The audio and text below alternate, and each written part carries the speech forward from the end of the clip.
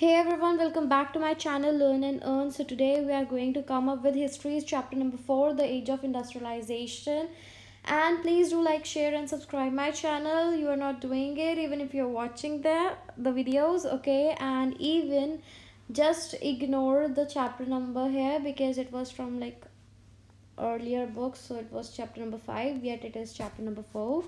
So basically these are the notes from Merit Nation. I'm gonna explain these because this is a complete overview of the whole chapter. Okay, so let's start. जब industrial revolution होने से पहले क्या क्या चीज़ें हुई? सबसे पहले इंडस्ट्रियलाइजेशन शुरू हुआ होगा, यानी प्रोटो इंडस्ट्रियलाइजेशन. प्रोटो नाम से ही हमें ये पता चल जाना चाहिए कि प्रोटो का मतलब होता है किसी चीज़ की शुरुआत होना, किसी चीज़ का फर्स्ट फेज होना. ठीक है, तो इंडस्ट्रियलाइजेशन के साथ जब इस वर्ड को हम ज्वाइन करेंगे तो इसका मतलब होगा कि इंडस्ट्रियलाइजेशन की स्टार्टिंग, उसका फर्स्ट फेज क्या था. तो इस फेज में क्या क्या हुआ? सबसे पहले जो इंडस्ट्रियल प्रोडक्शन थी इंटरनेशनल मार्केट के लिए, वो बहुत लार्ज स्केल पे होने लगी, फैक्ट्रीज में नहीं. जो ये प्रोटो इंडस्ट्रियलाइजेशन थी, इसके अंदर जितना भी लार्ज स्केल इंडस्ट्रियल प्रोडक्शन था वो कंट्रोल करते थे मर्चेंट्स, और जितना भी गुड प्रोड्यूस करते थे वो बहुत सारे जो प्रोड्यूसर्स थे, एक ही फैमिली में जितने भी काम करते थे वो सब प्रोड्यूस करते थे, फैक्ट्रीज में नहीं. और प्रोटो इंडस्ट्रियलाइजेशन में ये भी हुआ था कि जितने भी पुअर पीपल थे, वर्किंग लेबर चाहिए होती है इंडस्ट्रियलाइजेशन के लिए, राइट, लेकिन मशीनरी भी चाहिए होती, तो कुछ लोगों को जो है सिलेक्ट करके ले लेते थे अकॉर्डिंग टू द क्वालिफिकेशन. वो भी आगे आएगा. तो 17th और 18th सेंचुरी में क्या क्या हुआ? सबसे पहले तो मर्चेंट्स जो थे वो टाउन्स थे यूरोप के, वहाँ से शहरों से वे गांव में आने शुरू हो गए. वो इसलिए क्योंकि जो इतने भी ये मर्चेंट्स थे ना, इनको ये था कि क्योंकि ना टाउन्स के अंदर ये रूल्स रेगुलेशंस रूलर्स ने बना दिए थे कि कोई भी न्यू ट्रेडर नहीं आएगा. कंपटीशन हाई होने की वजह से वो लोग वहाँ पे सेटल ही नहीं कर पा रहे थे, मर्चेंट्स अपना वहाँ पे बिजनेस नहीं कर पा रहे थे. ठीक है, तो इसीलिए क्या हुआ कि मर्चेंट्स जो थे वो गांव में जाने लगे. गांव में उन्होंने क्या किया, पीजेंट आर्टिशियंस जितने भी नेसेसिटी में थे उनको पैसे दिए. पैसे दे के उन्हें ये कहा कि तुम्हें इंटरनेशनल मार्केट के लिए तुम्हें काम करने का मौका मिल रहा है, काम करो, तुम्हें पैसे भी मिलेंगे, एडवांस भी मिलेगा. ठीक है, और उन्हें फ़ायदा इस चीज़ का ये हुआ उन पीजेंट्स और आर्टिशंस को, क्योंकि उन्हें दो तरफ से सोर्स ऑफ इनकम हो रही थी. एक उन्हें ये पैसे मिल रहे थे, दूसरा वो जब खेती बाड़ी करते थे तो उन्हें वहाँ से भी पैसे मिलते थे, ईल्ड ज़्यादा होती थी. और चौथा ये कि जो भी उनकी फैमिली थी वो अपने फैमिली के साथ रहते थे. The coming up of the factory 1730s में सबसे पहली जो फैक्ट्रीज थी इंग्लैंड में आई, सबसे पहला सिंबल था कॉटन. कॉटन से स्टार्ट हुआ था. कॉटन से कार्डिंग, ट्विस्टिंग, स्पिनिंग और रोलिंग जैसे आउटपुट हमें दिखे भी. उसके बाद रिचर्ड ऑकवर्ड ने डिवाइस किया कॉटन मिल को. ये जो मिल थी ये कॉटन को प्रोडक्शन करती थी, जिससे बहुत ध्यान से करना पड़ता था और ये प्रोडक्शन प्रोसेस के ऊपर.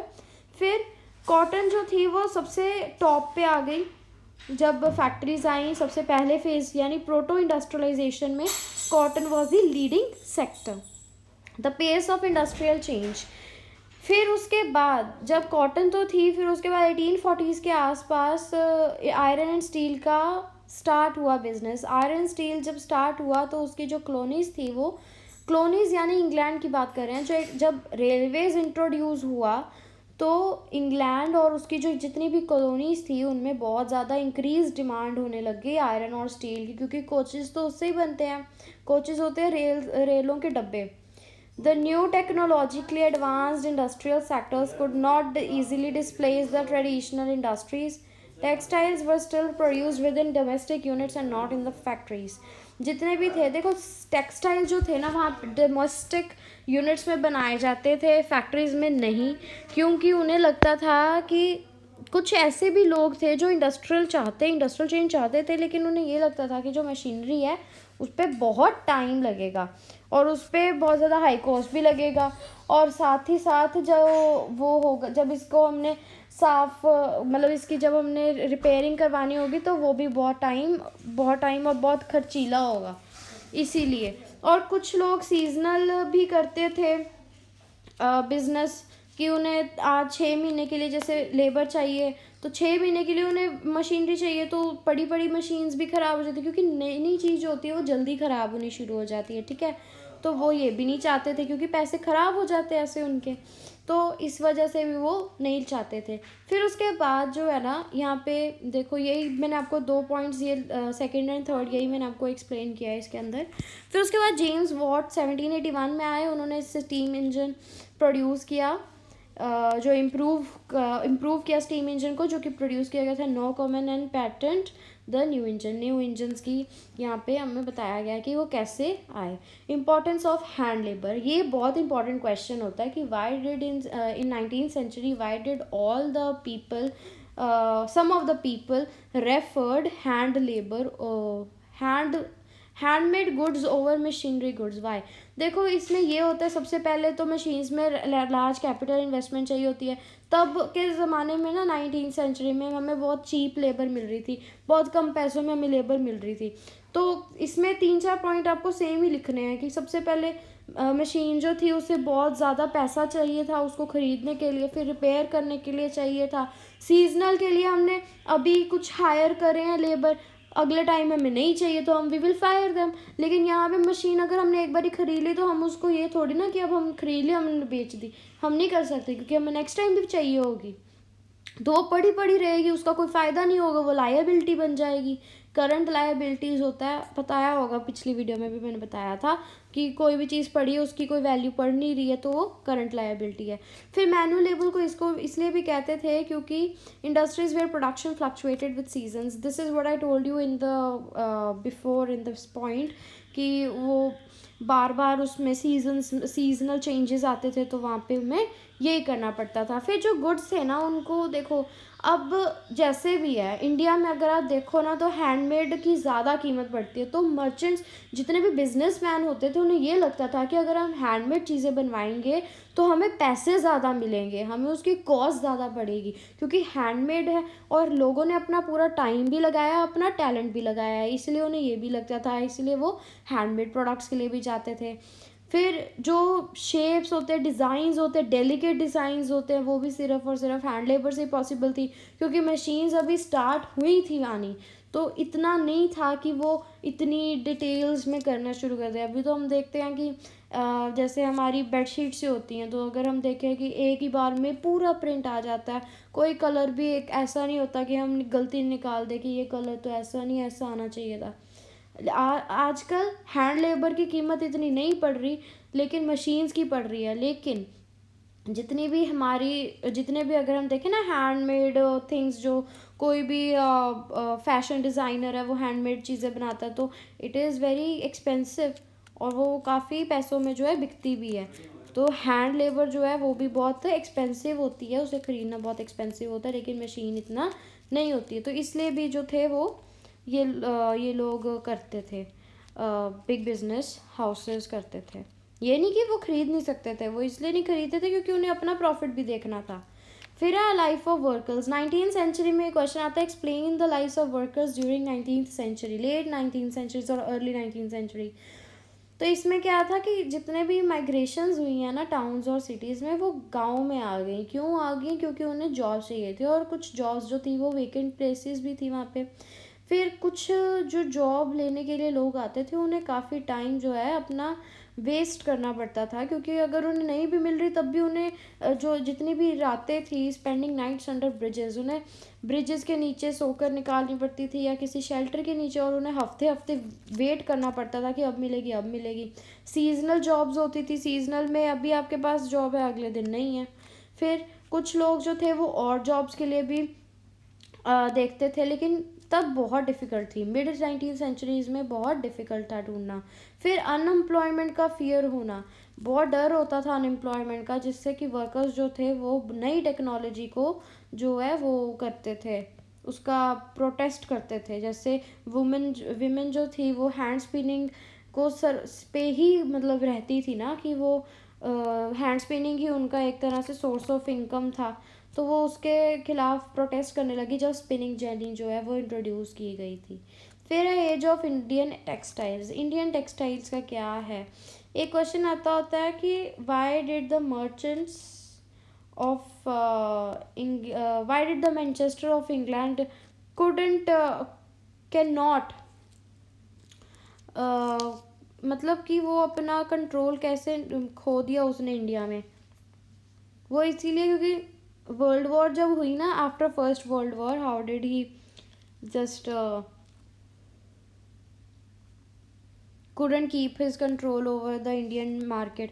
तो उसका रीज़न ये था क्योंकि फर्स्ट वर्ल्ड वॉर के दौरान जो थी ब्रिटेन ने सारा कुछ जितने भी प्रोडक्ट्स थे वो बंद कर दिए थे इंडिया में ट्रांसफ़र होने के लिए। तो क्या हो गया कि जो फिर क्या हुआ, जो इंडियन इंडस्ट्रियलिस्ट थे उनको आगे आने का मौका मिला। उन्होंने आगे आकर क्या क्या किया, उन्होंने काफ़ी सारे प्रोडक्ट्स की मैन्युफैक्चरिंग स्टार्ट की, प्रोडक्शन स्टार्ट की और उन्हें अपनी कंट्री में बेचा, जिससे उनके हाथ में थोड़ा सा कंट्रोल आ गया।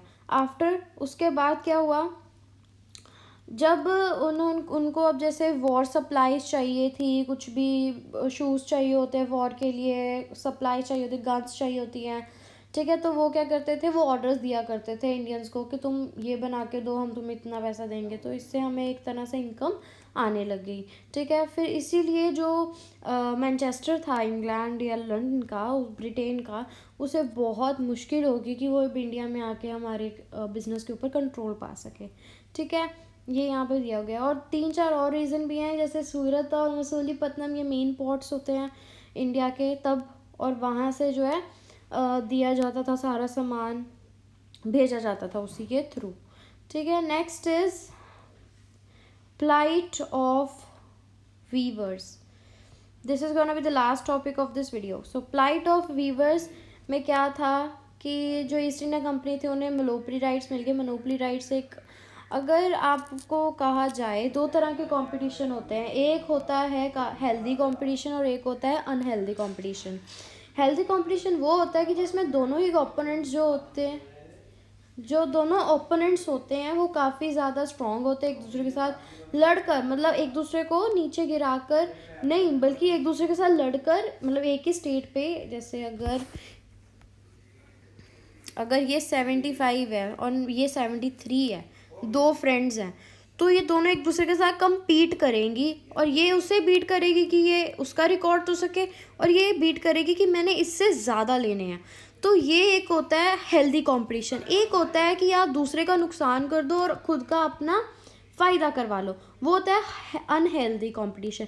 वही किया गया हमारे साथ, ईस्ट इंडिया कंपनी ने वही हमारे साथ किया। उन्होंने मोनोपोली राइट्स गेन कर ली। मोनोपोली राइट्स इज़ बेसिकली किसी भी चीज़ के ऊपर अपना हक जमाने के लिए उन्होंने कर दिया, ट्रेड के ऊपर मोनोपोली राइट्स पा ली, ठीक है, रूलर्स के थ्रू, राइट। उन्होंने पेड सर्वेंट्स ले लिए, गुमस्थास ले लिए। गुमस्थास वर द पीपल, ठीक है। उन्होंने क्या करना था कि जितने भी वीवर्स थे उनको डायरेक्ट कंट्रोल लेना था ना ईस्ट इंडिया कंपनी ने, तो उन्होंने क्या किया, गुमस्थास लिए, उन्हें अपॉइंट किया, किस लिए, सुपरवाइज करने के लिए, वीवर्स को सप्लाई करने के लिए और उसका क्वालिटी चेक करने के लिए क्लॉथ का। फिर जो कंपनी थी वो वीवर्स को ये कहती थी कि हम तुम्हें एडवांस भी देंगे पर तुम किसी और दूसरे ट्रेडर के साथ ट्रेड नहीं कर सकते। अगर एक बार ही प्लेस हो गया, उसे पैसे मिल गए हैं रॉ मटेरियल ख़रीदने के लिए, वो जो प्रोड्यूस्ड क्लॉथ है ना वो सिर्फ गुमस्ता को मिलेगा, गुमस्ता के अलावा और किसी को नहीं मिलेगा। जितना भी नए गुमस्ताज होते थे उनका कोई भी गांव में सोशल लिंक नहीं होना चाहिए, क्योंकि अगर ऐसा होता फिर तो वो एक ही इंसान को देता रहता ना, ठीक है। और वो बहुत ही गुस्सैल और बहुत ही ज़्यादा, मतलब ऐसे दिखाते थे कि दे आर लाइक सुप्रीम, हालांकि वो भी पीएंस ही थे, ठीक है। और जितने भी प्राइसेस थे वो बहुत ही कम देते थे कंपनी वाले, लेकिन लोन्स भी जो होते थे वो भी कम ही देते थे, ठीक है। तो ये सारे होते थे। ये हमारा सारा टॉपिक जो है ये आएगा plight of weavers. Plight of weavers मतलब वीवर्स की लाइफ कैसी थी, इसमें क्या क्या उनमें हुआ, क्या क्या चेंजेस उसमें आए और कौन कौन उस पर इन्वॉल्व था। So this was all for today's video and I hope you like the video. Please do like, share and subscribe my channel. Thank you.